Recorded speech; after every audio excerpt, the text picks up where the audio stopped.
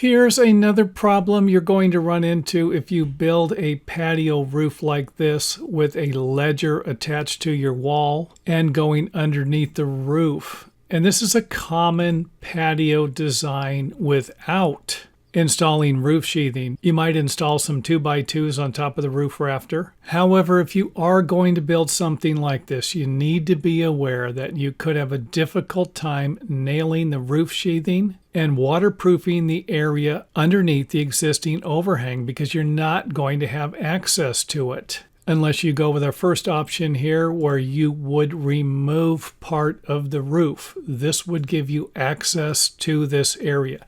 If you don't have any roofing or sheathing here, then you're going to be able to nail the sheathing and install some type of waterproofing for the roofing under this area. So this is option number one. However, I don't think you're going to do this because most of the time people build patio roofs underneath an existing roof is because they don't want to touch the roofing or tear up the roof sheathing. And if you are going to use this method here, why not raise the roof up and have the roof rafters sit on top of the existing wall framing? And I do have another video on that. So how do we nail the roof sheathing? I think the easiest way possible would be to cut the roof sheathing in lengths that you will be able to access the area underneath to nail the sheathing. So for example, I could go with a longer piece on my first section because I'm going to have access from both sides. However, I won't be able to do that with the next pieces. So you might be able to use some type of a palm nailer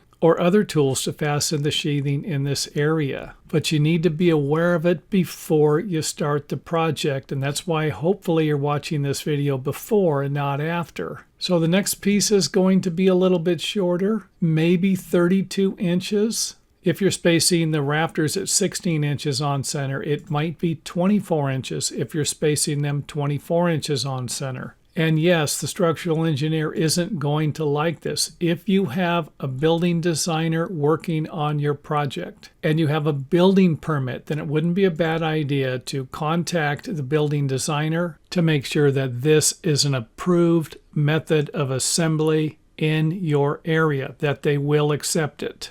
And after the roof sheathing is nailed, you can install a piece of metal underneath or behind the fascia board. You can also install it in front of the fascia board as long as you redesign the roofing. And if you need more information on that, let us know in the comment area. And I will make another video on how to install the roofing and hopefully a few different ideas on how to finish these corners. So if we install the metal behind the fascia board, it should look something like this. Try to have the metal go as high as it can, or at least an inch, 2 inches above the bottom of the fascia board here. But the higher the better. If you have a strong wind and it rains, it's not going to be difficult to have water get forced into this area here. And if some of this information doesn't make sense, then don't do it. These are only suggested recommendations that might work for your project. If you live in areas where the weather is going to be a problem, then you might want to install the metal in front of the fascia board and then redesign the roofing to eliminate that problem. And don't forget that pests could be a problem. If you have something that can get underneath the fascia board and in between the metal, then there's a good chance it'll be able to get through and create a nice home over here. Get the metal as close as you can to the back of the fascia board. And that's not going to be difficult to do because you're going to be able to pull it tight from the other side.